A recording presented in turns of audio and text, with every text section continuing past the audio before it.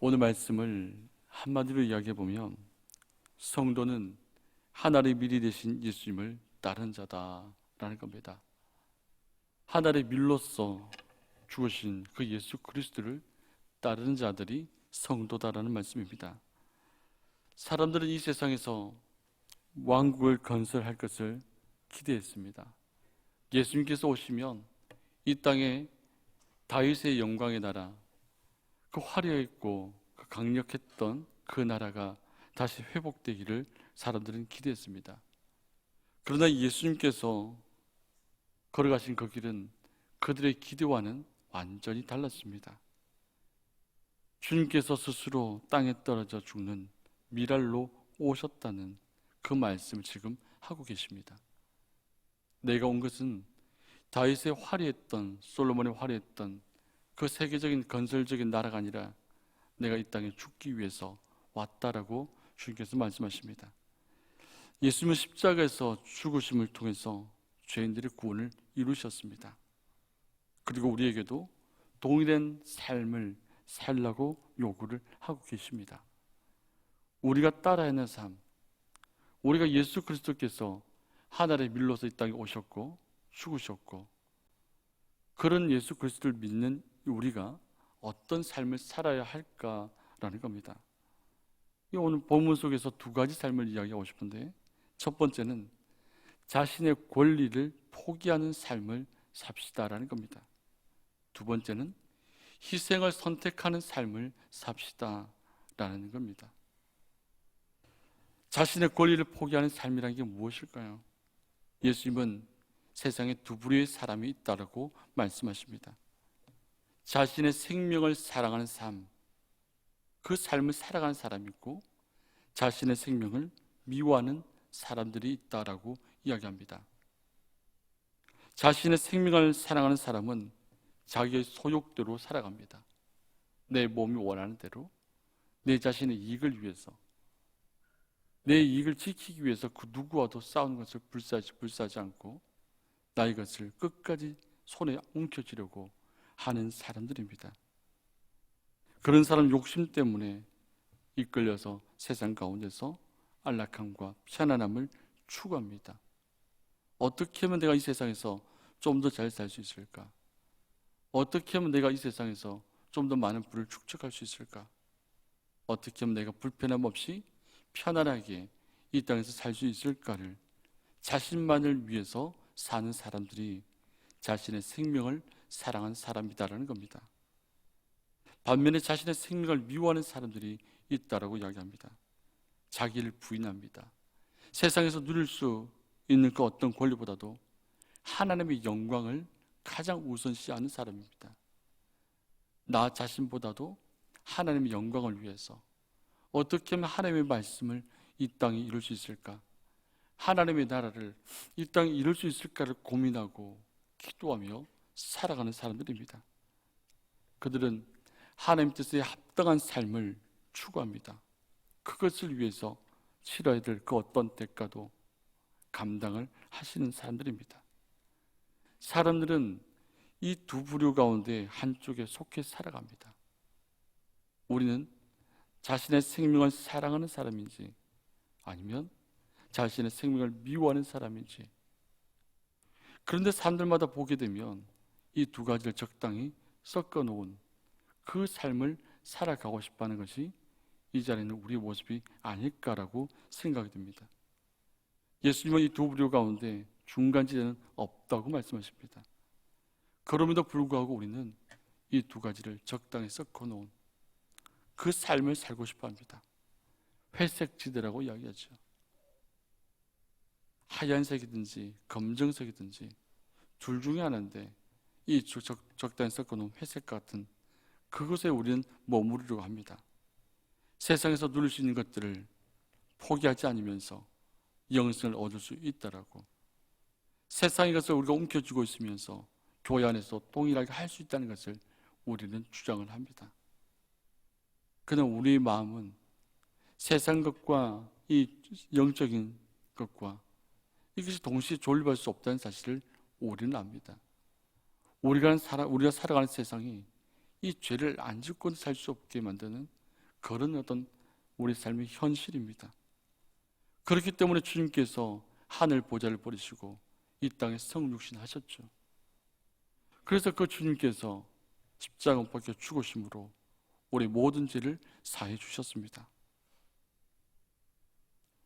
이 세상에서 누릴 수 있는 것 포기하지 않을 수도 없고, 그리고 주님이 살아계시다는데, 내가 영생의 구원이 있다고 하는데 이것도 포기할 수 없는, 우리 그 사이에서 고민하는 존재이지 않을까 싶습니다. 예수님은 자신의 생명을 사랑하는 사람은 결국 모든 것을 잃게 된다고 오늘 말씀은 우리에게 이야기하고 있습니다.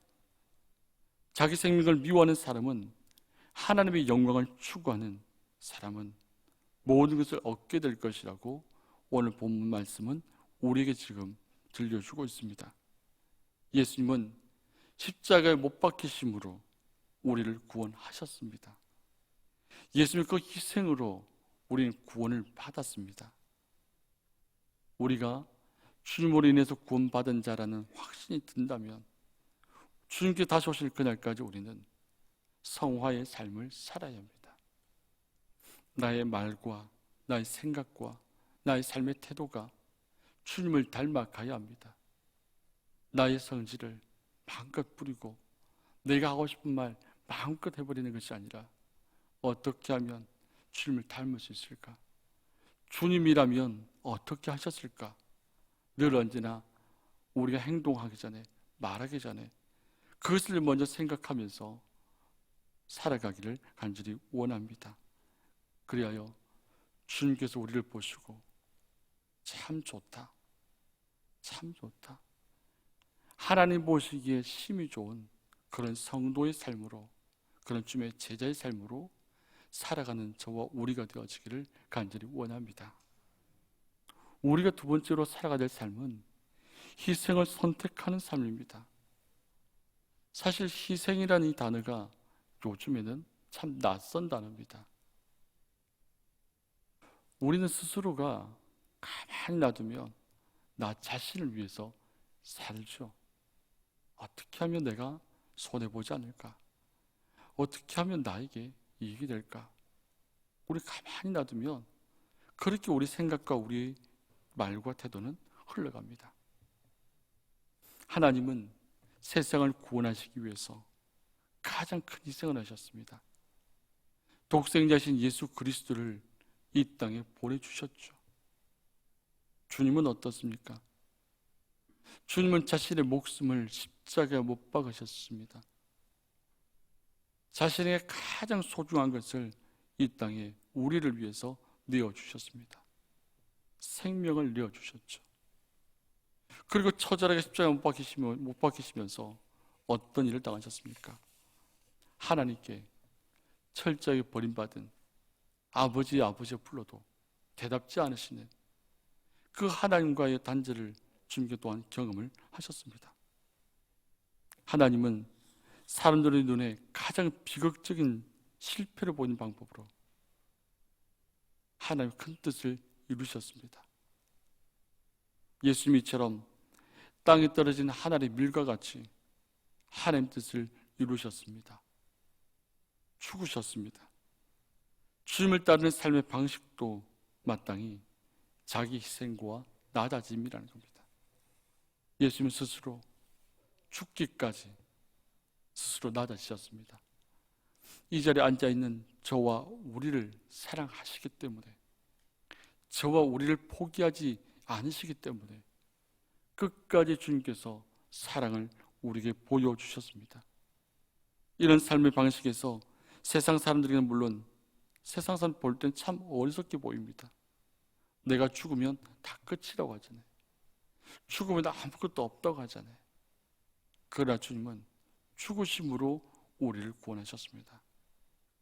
이 자리에 앉아 우리는 예수 그리스도를 믿음으로 저 천국에 주님께서 준비하신 그 나라에 임할 줄 믿습니다. 다시 오실 예수 그리스도, 그 예수 그리스도를 기다리는 우리가 되어지길 원하고, 또한 개인적으로는 죽어 오시기 전에 우리가 먼저 이 세상을 떠날 수도 있습니다. 그것을 가리켜서 개인적인 종말이라고 이야기합니다. 그럴지라도 우리가 예수 그리스도를 포기하지 않고 예수 그리스도를 온전히 믿으며 주님이 걸어가셨던 그 삶의 길을 살아갈 수 있는 우리가 되어지기를 원합니다. 세상은 다른 사람들보다도 더 많은 권력과 더 많은 재력을 쟁취하려고 애를 씁니다. 다른 사람과 겨루어서 어떻게 하면 이기려고 애를 쓰고 힘을 씁니다. 다른 사람보다 더 많은 재력과 어떤 권력과 힘을 가진 그 사람들을 가리켜서 우리는 성공했다라고 이야기합니다. 우리가 뉴스를 통해서 한번 들었던 이야기입니다.